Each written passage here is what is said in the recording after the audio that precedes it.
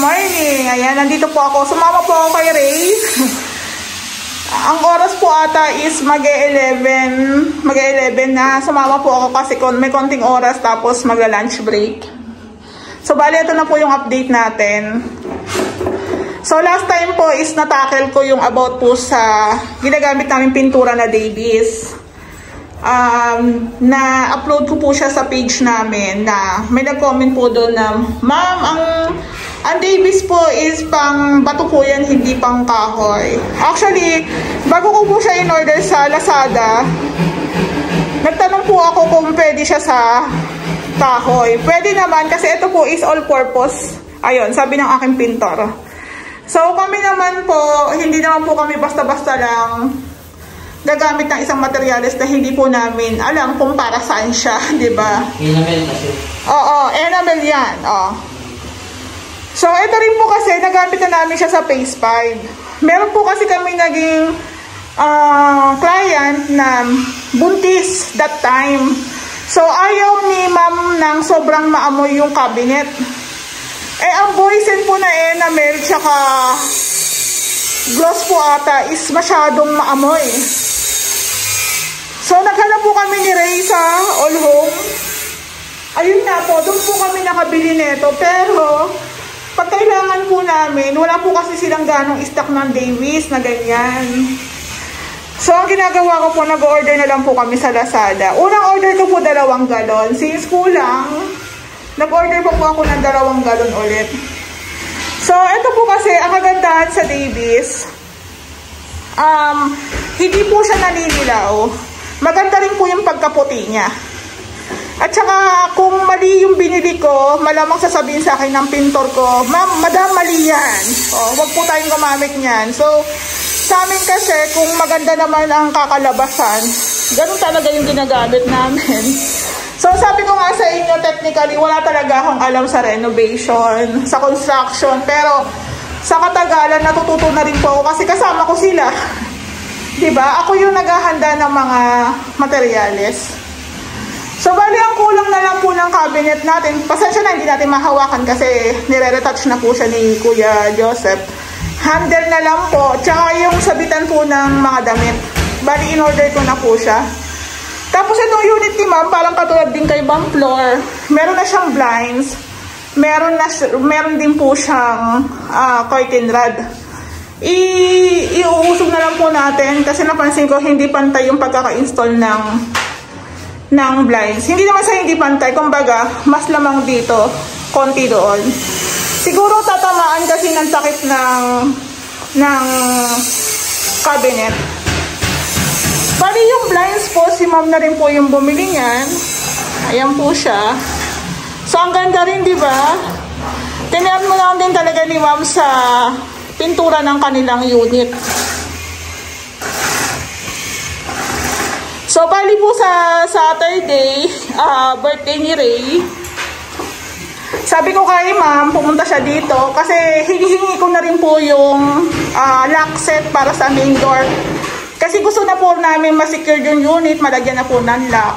So, ayan Ma'am, punta ka ng Saturday, party, char. Ayan, diba? So, bali, ito pong blinds ni Ma'am, hindi po siya nagpa-customize. Siya lang po ang bumili na ito. Kinuha lang niya po yung mga sukat na kailangan. Ayan, di ba? O. Ang laki rin na nagtipid ni Ma'am dito. So, kung mapapansin nyo, meron siyang curtain rod. Kasi kung gusto nila mag-cortina, pwede.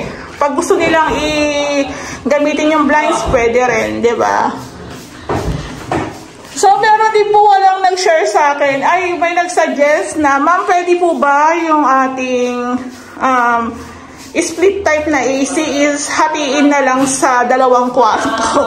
Actually, mahirap po yun. Lalo na kung may partition. Kasi syempre, di ba? Mas maganda po talaga, separate. Each room meron po. Pero ako po, kung may budget kayo, maganda talaga ang split type. Pero kung saktuhan lang, pwede na po yung mga window type. Pero ang kagandahan mo nito kasi hindi na rin po kami nagbutas sa pader. So, bawas na rin po yun sa trabaho namin. Tapos, halos naglilinis na rin po kami. Tapos retouching. Ayan, no. So, bali, si Bayaw naman po is naglalagay na ng tile grout. Yung tile grout po natin, panghuli na. Para hindi po kami paulit-ulit. Nalalagyan po kasi ito ng dumi pag nagmamasilya, pintura. So, ang ginawa po niyan, hindi na natin naabutan. In-scrape niya po. Dinaanan ng vacuum, winalisan, pinunasan. Then, tsaka po nilagyan ng tile grout. So, meron po tayo pinrovide na space dyan na 2mm. Ayan po. Kung mapapansin niyo po, wood style din po ito. May mga nagsasabi na hindi nasusunod yung pattern sa ibang gawa namin. Mahirap po kasi talagang i-pattern ang wood style. Lalo na kung binili ni client to na per box, hindi naman po namin ma-check yung mga design. So, dapat i-consider din pag ganyan pong wood style, parang labo-labo. So, para hindi rin na rin po kami mahirapan, nag-rely lang din po kami dun sa pinaka-arrow po ng tiles sa likod. Sa likod ng tiles, may arrow po kasi yon. So, parang wala namang problema kung hindi nasunod yung pattern. Ayan, no? Kahit sundan po natin yan, pagdating sa ibang tiles, hindi rin tutugma. So, parang kasing random eh. Siguro yung iba magagets ako, yung iba hindi. Okay lang. Okay lang po. Kasi yung may-ari wala namang problema eh. So, bali ang kulang na lang po ata dito is 2 outlet. Yan, maglalagay na lang si Ray. Tapos dito po. Dito rin pala. So, ito pong part na to na dugtungan ng PVC. Kapos po kasi yan. So, may dugtong po talaga. Lalagyan na lang po namin yan ng either... ano lang, no? Pintable na lang na sealant. Then, ipa-flatten ka lang ng maayos. So, ang ganda talaga ng pintura na Davis. I-try nyo po. Maganda talaga yung pagkaputi niya. Sobrang linis. Ayan.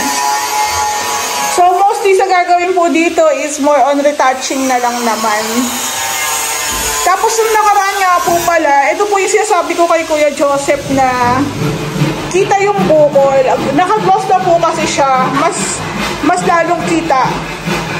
Ayan po, bali hinabol niya po ng masilya. Ayan siya. So, i-retouch lang po natin yan ulit. Ayan. So, minsan sabi ko nga pag medyo malapit nang matapos yung unit, nakikita na natin yung mga konting diferensya na dapat ayusin. Yung mga tawag dito, yung baseboard paint natin, manipis pa. Magpipintura siya ulit yan or mag-retouch.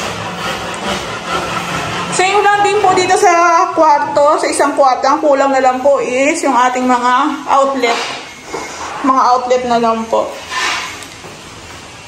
More on retouching tsaka linis na lang. Tapos i-assemble na lang din ni Ray yung ilaw dito sa ating drop ceiling. Ayan po. So ang ganda na. Iba rin po yung blinds ni Ma'am dito. Siguro ito papalinisan ko na lang kay Kuya Joseph to. Kasi syempre i-retouch pa niya to. Iba-vacuum na lang. Ito po yung pinatneran lang din talaga ni Ma'am kung anong kulay ng unit niya. Yun lang din talaga. So, minsan nga kontra-kontra, di ba? Yung iba ginagamit nila white. Ito kay Ma'am, ang galing. Iba din. Ayan po siya. So, yung blinds ni Ma'am, hindi na niya nila use sa kulay ng pintura. Same lang din po dito sa kwarto. Kung anong kulay ng room, hindi po yung kulay ng blinds. Ayan, di ba? Ang ganda na. So, hindi naman siya halatang, di ba, mumurahin lang, di ba? Depende na po yan sa nagpapagawa. Yung iba, customize, okay lang po yun. Kung iba gusto sa budget meal lang, okay lang din po yun. Pero, konti lang naman ang diferensya. Ang ganda na, di ba? So, ito rin po yung kagandahan na pag may hallway. Ayan, balik ako dito. Ayan din po yung kagandahan ng may hallway tayo. Kasi easy to access yung ating bintana dito. So kung gusto mo magpahangin, pwede mong i-open yung bintana mo. Ayan po. O, diba? Tapos pwede kang magpahangin dito or tumambay. Actually, itong Armina or Angeli, pag nakita niyo siyang bird type, parang ang liit lang. Hindi niyo ma-figure out kung parang ang liit lang. Pero pag nagawa, ayan no, 2 room lang po ito So nagtataka po yung iba, paano daw nagagawa namin lumalaki. Actually, di rin namin alamin. Siguro ganun po talaga, pag once na na-renovate na po yung unit, lalo na maayos po yung pagkakagawa. Lumalawak po siyang tingnan. So, meron po akong client sa phase 3. Kagahapon po, 2 po yung ocular ko. Hello, good morning, good morning. Ayan po. Bali, meron po kaming ocular visit dito po sa phase 3. Lumina pa rin po. Ayan. So, bali, Angeli Tan House, inner unit po yung unit nila, sir. Ang plan po is isang buong unit po ang ipapagawa. Then, may mga kulang lang, wala pang wirings, pero yung Meralco is to follow na, meron na rin pong water, then yung permits na lang po.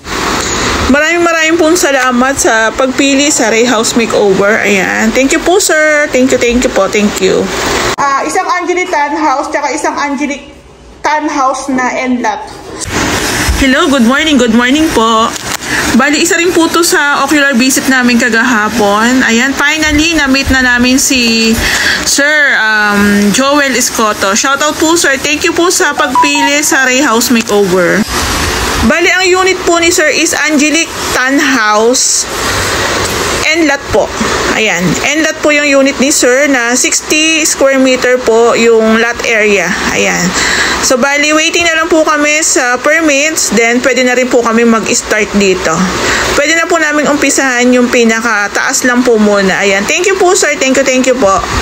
So, diniscuss ko kay client. Tawa kami ng tawa kasi yung hallway niya, sabi niya, pa-side daw yung galaw. Pa-side. Actually, hindi naman. Sabi ko, pwede pa rin na naka-ano ka talaga. Dumadaan ka talaga. Diba? Ang bongga pa rin niya, At saka mas malawak po siyang tingnan. So, sinishare ko po sa inyo para magkaroon din kayo ng idea kasi na-try na po namin yung sagad-sagad dito yung partition. Masikip sikip talaga. Sobrang sikip. Parang pag umakyat ka, hindi ka makahinga. Kaya mas sinasuggest namin yung may pa-hallway kahit madadagdagan kami ng trabaho. Actually, sa pinaka-package, kasama na po yung hallway. O, diba? Wala na pong additional yan. Kasi sa ikakaganda talaga ng renovation, kinukonsider po talaga namin yan. Sa pinaka-package namin, sobrang dami ng kasama. Halos buo na, lilipatan mo na lang. Ipoprovide mo na lang talaga yung mga materials na kailangan. Hello po, doon po sa nag-request na ipakita daw yung mukha ko. Eto po, hello.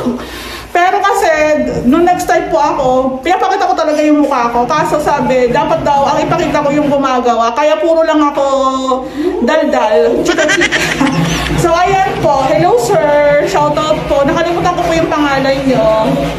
May face mask po ako palagi kasi malikabok, madumi. Tsaka ano po ako takaw po ako sa allergy. Kaya lagi rin naka-face mask. Ayan. Hello, sir, ulit. So, hindi ko na lang po pinapakita yung aking mukha. Daldal lang ako ng daldal, chika ng chika. Ay, ipapakita po natin dito yung ginagawa namin para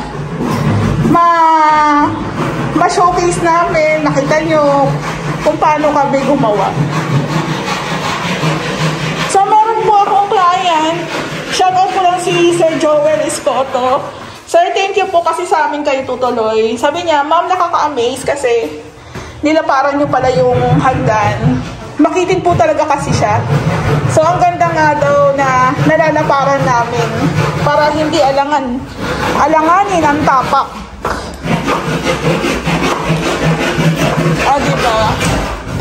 Ang ganda. Parang so far, parang isa to sa pinakamagandang staircase na nagawa namin. Ang ganda kasi ng combination. So, tama ako na ganito yung suggestion ko. Pero, depende kay ma'am kung gusto niyan lagyan dito ng pintura. Pero I think, sabi niya kasi bahala na kami. So, ang ganda, di ba? Doon po sa mga soon na magpapagawa sa amin, magpalagay na po kayo ng PVC. Ang matagalan na po yan. Hindi na rin po kayo gagastos ng malaki sa pintura. Tsaka meron po tayong supplier para sa PVC, kaya mas makakamura. Tapos dito po buong baba is naka-PVC rin. Pati nga po yung bathroom naka-PVC. Ayan o, di ba? So ayan, konting linis lang, hindi mo na kailangan i-retouch. Dito rin po sa ating kitchen, naka-PVC rin po tayo. Sa room, naka-PVC rin po tayo. O, diba? So, pasensya na po kasi makalat, madumi. Ano po kasi, lahat po kasi ng materyales, gamit, andito na po sa baba. Sa taas po naglilinis na kami. Tapos, kailangan po talaga nasa loob yung mga gamit kasi baka po mawala, di ba? So, kanina po, natanggal na ni Kuya Joan yung ating tiles dito kasi i-install na rin po namin paunti-unti yung mga accessories. Ito rin po tatanggalin din namin to. Ito. Itong marinuda nandito. Ito rin po tatanggalin. Ito naman po yung sa kalan ni ma'am. Ayan, di ba? Ang laki ng kalan ni ma'am. Grabe. So, ayan. Depende pa rin sa nagpapagawa. Pero kung ako sa inyo, pag isang buong unit, dapat po nakaabang na yung kalan. Nakaabang na rin po yung lababo. Kasi susukatan po yun eh. Susukatan. So, kailangan i-ready na po natin yung mga accessories natin. Katulad din po ng ating shower set. Shower set. Hindi ko pala ito na ano. Ayan, isa rin po sa dapat nating i-ready na yung shower set po para maabangan po ng tile setter kung ilang tubo ang ilalagay. Meron po kasing single lang, merong dalawa. So, mas maganda maabangan po bago mag-tiles. Tapos, unti-unti na rin po nilang ini-install yung mga accessories. Ito yung laboratory ni ma'am. So, na-install na rin po siya. O, diba? Shala-shala rin. May gold. May pa-gold. So, ito po, nakadepende pa rin po talaga kay client kung magpapalit ng mga accessories or hindi. Kung mapapansin nyo yung ilaw ni ma'am is ganyan, no? Tatlo po kasi silang naghahati-hati sa supply ng kuryente. So, hindi kinakaya yung ating tools. Kaya, nagkakaroon ng, ganyan. Pakurap-kurap. So, konting linis na lang. Konting retouch. Ito naman po yung ating cabinet. Ito po yung mga cover ng ating kitchen cabinet. Naglagay po kami ng pang-design. Ayan po siya. So, depende sa nagpapagawa. Kung plain lang, pwede rin po. Kung papalagyan ng frame, pwede rin po. Pero syempre, medyo pricey. Medyo pricey, pero syempre, kung magpapagawa ka, todo mo na talaga. Ayan. So, ito, additional din to sa gawa namin. Pero hindi na po ako nagpapadagdag. Ayan. O, diba? Kaya Toto po gumawa niyan. Actually, nagtanong siya sa amin kung ano yung magiging setup. Ganyan na lang po. Ito yung finished product na. Ayan pala yung finished product eh. Ayan. So, malaking bagay din po talaga na meron tayong tools. Ayan. Actually, kung isa lang po ang project namin at matututukan namin, baka wala pa pong 2 buwan tapos na to. Kaso yun nga, consider din po ni client kasi na marami kaming projects. Tsaka, yun nga, hindi rin to minamadali. Pero yun po, hopefully matapos na rin namin. Ito po yung finished product, o diba? Hindi pa po siya tapos pero wala pang pintura pero ang ganda na. Ayan po. So lahat po ng takip ng kitchen cabinet is ganito po. Ang ganda. Yung kay Ma'am Flor ganito rin po, kaso kay Ma'am Flor medyo linggit lang po yung ganito. Yung dapat po same lang, kaso yung pinadala po kasi ng hardware is ganito. Mas okay. Parang mas pabor kami sa ganito kasi ang ganda eh. Lutang na lutang yung ganda niyan. Tingnan nyo. So ito naman po konti-konti na lang. Yung ating dining, itatile grout na lang po yan ng white. Yun, pumunta kami sa pumunta kami sa hardware. Ayan. Ito po meron na siyang tile grout. The rest po wala pa. Ayan, konti na lang. So, kulang na lang kami ng sa part dito. Kulang.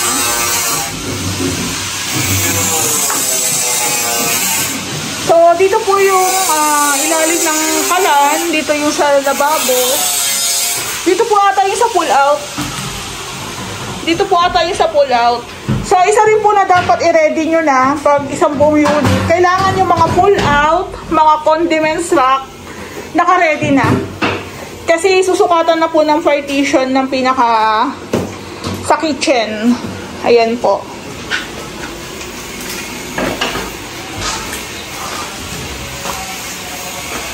Meron po pala sinom ganito, utensil, keme.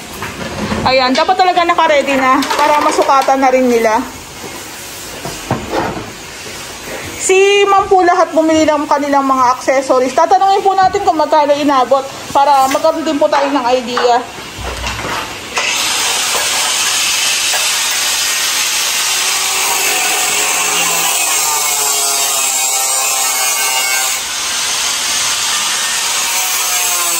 Ang ganda-ganda na.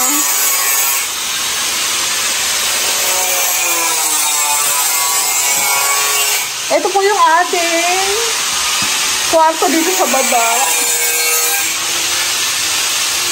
Ayan andito na rin po yung ating blinds tsaka ating curtain rod. Pati rin po dito sa may sala, andyan na rin po siya. Naka-ready na. Ito po yung mga ibang takip. Ayan. So, bali, meron na yata siyang masilya. O, diba? Papatungan ulit ng masilya. So, ito po yung ginagamit namin. Wall putty po siya.